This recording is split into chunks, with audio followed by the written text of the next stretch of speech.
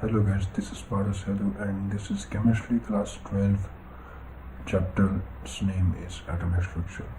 So today we are going to talk about the wave mechanical model of the atom.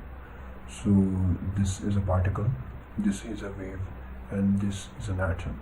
So the atomic model, which is based on the particle and wave nature of the electron, is known as the wave mechanical model of the atom. So it kind of looks just like this. Well, here we can see that these electrons are revolving in not in orbits but in waves. There are two electron waves here. This one, the red dark colored one, and dotted green one. So as you can see, they each cover 4 wavelengths. So that's nice.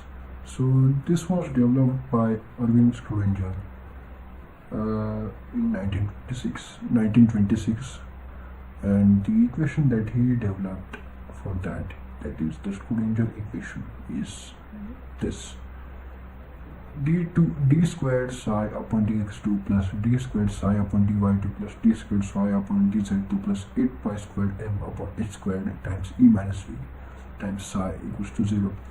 Here the psi is the wave function, and we will get to that in a minute.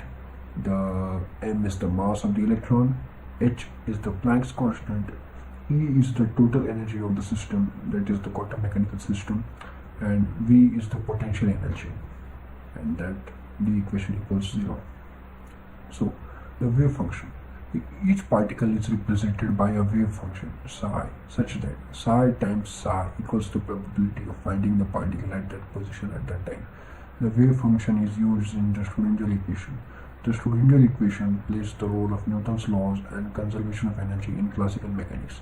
That is, it predicts the future behavior of a dynamic system. It predicts analytically and precisely the probability of events or outcome. The detailed outcome depends on chance, but given a large number of events, the Schrodinger equation will predict the distribution of results.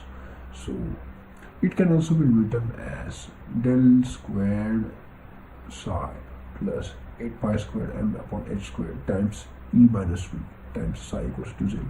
So this weird looking triangle is actually called as the Laplacian operator, and it is actually del equals del squared upon del h2 plus del squared upon del y2 plus del squared upon del z2. This d is just actually a bit like derivative.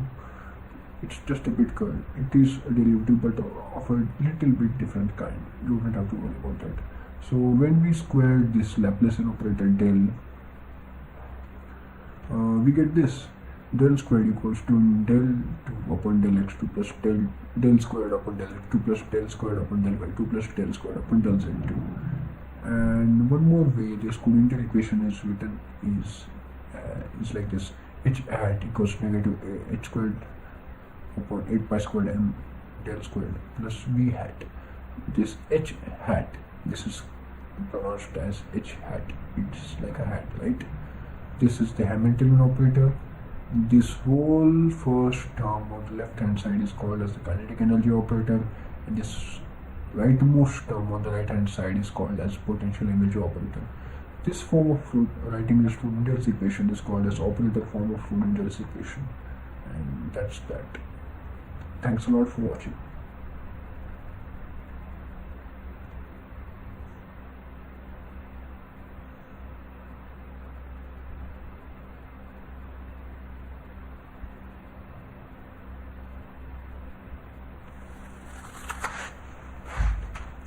Oh my god.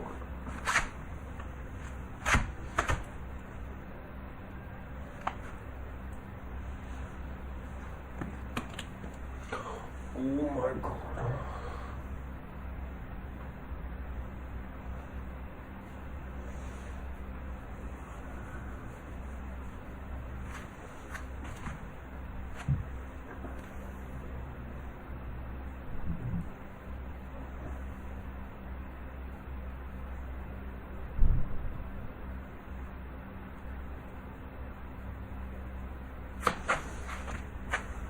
Ten, 9, 8, 7, 6, 5, 4, 3, 2, 1.